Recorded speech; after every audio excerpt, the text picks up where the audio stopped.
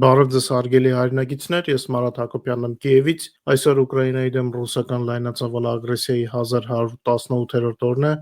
Այսօր երկուշաբթի է եւ մենք ձեզ համար պատրաստել ենք միայն ամենակարևոր նորությունները եւ կարճ ձևաչափով։ Մինչ եթերը սկսել է, իմ խորին շնորհակալությունը ձեզ հայտնեմ լայքերի, մեկնաբանությունների եւ մեր եթերները տարածելու համար։ Շատ եք օգնում, շատ շնորհակալ եմ։ Վերջին 24 ժամվա ընթացքում ռազմաճակատում տեղի է ունեցել 112 մարտական բախում։ Պոկրովսկի ուղղությամբ Ուկրաինայի պաշտպանները կասեցրել են ռուս զավթիչների 21 գրոհ։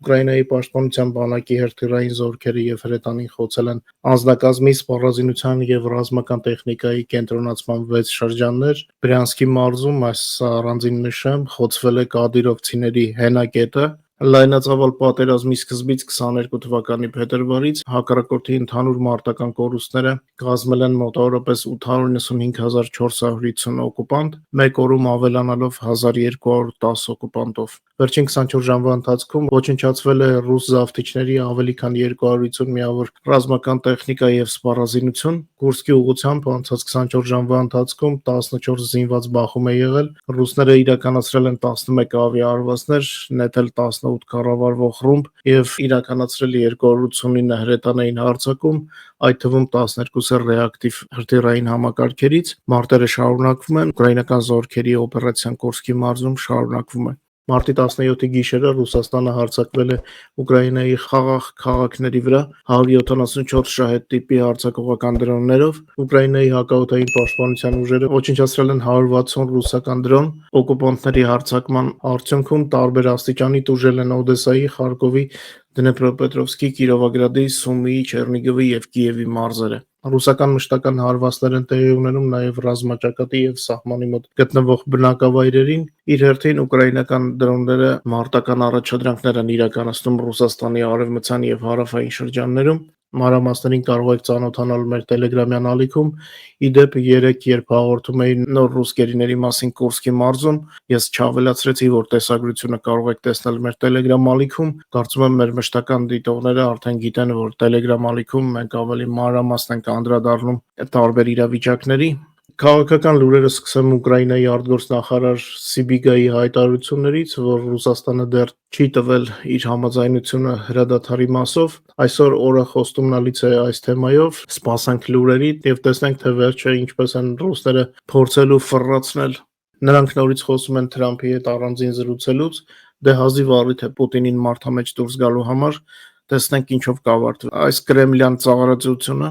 Վաշինգտոնը կրկին սպառնում է Պուտինին, Կրեմլը շատ կփոշմանի, եթե փորձի մանիպուլացնել ԱՄՆ նախագահին, այս մասին հայտարարել է Դոնալդ Թրամփի մերձավորներից հանրապետական սենատոր Լինդսի Գրեհեմը։ Նրա խոսքով Թրամփը ունակ է Պուտինին համոզել նստել բանակցությունների սեղանի շուրջ, համաձայնել հրադադարի եւ Ռուսաստանի համար փոխշահավետ լուծում գտնելու եւ արյունահեղությունը վերջապես դադարեցնելուն։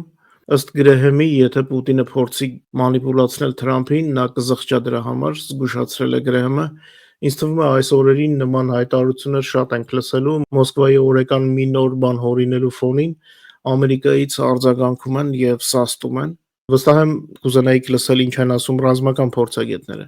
Ուկրաինան այն վիճակում չէ, որ անհապաղ խաղաղություն պահանջի անբարենպաստ պայմաններով։ Ուկրաինական պաշտպանությունը սպասվածից լավ է դիմանում ռուսական հարձակմանը եւ ռուսական հարձակումը դանդաղել է, իսկ ուկրաինական հակագրոհները անակնկալ են դարձել ռուսների համար։ Իրավիճակը Ուկրաինայում առաջնագծում շատ ավելի լավ է թվում, քան նախկինում ենթադրվում էր, հայտարարել են ռազմական փորձագետներ Մայքլ Քոֆմանը եւ Ռոբ Լին Ուկրաինա կատարած այցից հետո։ Քոֆմանը նշել է, որ հակառակ մռայլ կանխատեսումներին ուկրաինական բանակը փաստացի զսպում է ռուսական հարձակումը, իսկ Գարնանը պաշտպանության փլուզման մասին խոսակցությունները չեն համապատասխանում իրականությանը։ Ես մեջբերեցի օտարերկրյա ռազմական փորձագետների կարծիքը, ցույց տալու համար, որ Մոսկվայից խոսակցությունները թե իբր հրադադարը ձեռնտու է Ուկրաինային, պարզապես Մոսկվայի հերթական սուտն է։ Ակնհայտ է, որ թշնամին ուժասպառ է եւ ռուսական տնտեսությունը չի դիմանում դրան, բայց ռուսական էլիտաները բարոյապես չեն ցանկանում ընդունել այն իրողությունը, որ չեն կարող հաղթել Ուկրաինային։ Տնտեսության մասին երեք եմ բավական մանրամասն եթեր ներկայացրել, ովքեր չեն դիտել, անպայման դիտեք, շատ կարևոր տեղեկատվություն է։ Թրամփի ակամա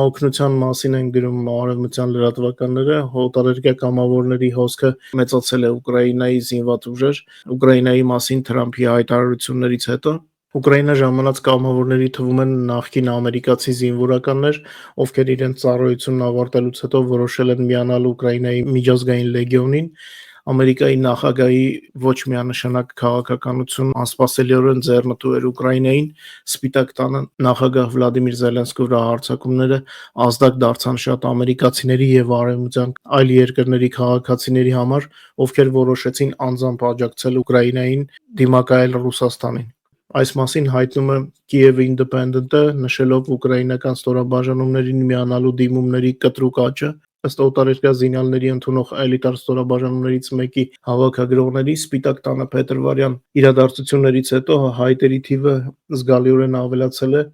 Նրանք նշում են, որ ավելացել է մի քանի հազարով։ Բացի զինվորականներից, Ուկրաինա ժամանածների թվում կան նաև մարտական փորձ չունեցողները։ Կամավորներից մեկը, ով ներկայացել է որպես Esquire, նախկինում բանակում չի ծառայել, սակայն այնուամենայնիվ որոշել է միանալ Ուկրաինայի պաշտպանության ուժերին։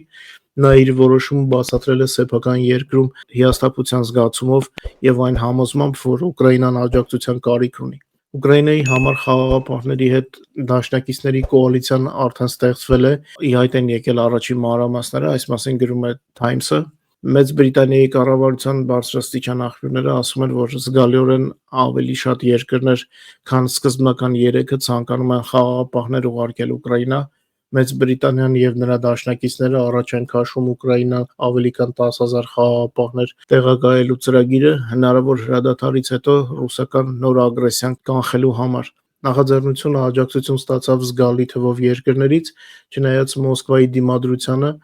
Մեծ Բրիտանիայի վարչապետ Քիր Ստարմերը 29 երկրների ղեկավարների հետ տեսակոնֆերանսի ժամանակ քննարկել է ծրագրի մանրամասները, գրում է Sunday Times-ը։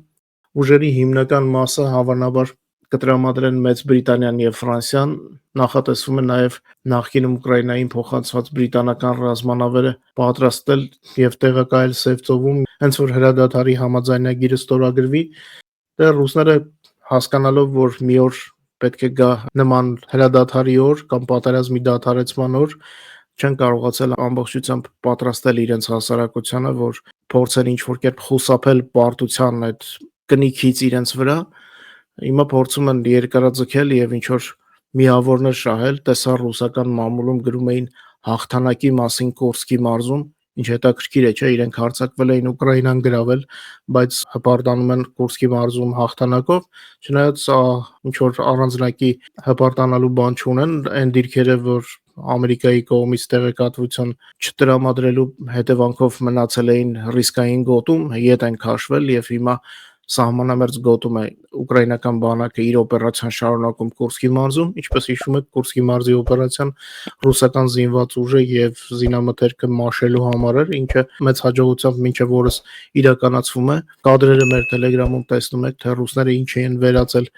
այն տարածքները, որտեղ մարտեր են տեղի ունեցել, պատկերացրեք, որ այդ ամեն զինամթերքը նրանք պահել էին Ուկրաինայի համար։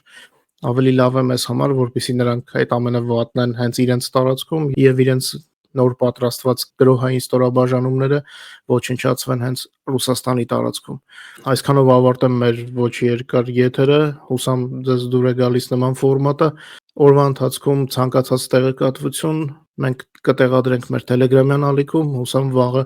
ավելի լավ լուրեր կունենանք ձեզ հաղորդելու։ Լավ աշխատանքային շաբաթ եմ մաղթում։